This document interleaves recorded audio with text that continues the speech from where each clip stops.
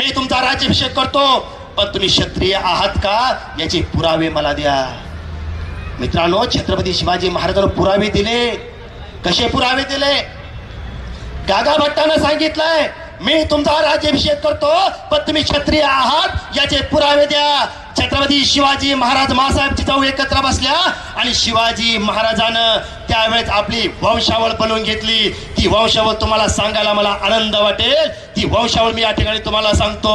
संभाजी महाराजाचे वडील शिवाजी महाराज, शिवाजी महाराजाचे वडील शहाजी महाराज, शहाजी महाराजाचे वडील मालोजी महाराज, मालोजी महाराजाचे वडील बाबाजी, बाबाजीचे वडील रूपशिंद, रूपशिंदाचे वडील कर्णशिंद, कर्णशिंदाचे वडील देवराज, देवराजचे वडील इंद्रसेन, इंद्रसेनचे वडील खेलोजी, खेलोजीचे वडील शुभकर्ण, शुभकर्णचे वडील भूमिंद्र, भूमिंद्रचे वडील बाबाजी, बाबाजीचे वडील देवराज, देवराजचे वडील सज्जन सिंग, सज्जन सिंगचे वडील दिलीप सिंग. ही छत्रपती शिवाजी महाराजाची वंशावळ आहे.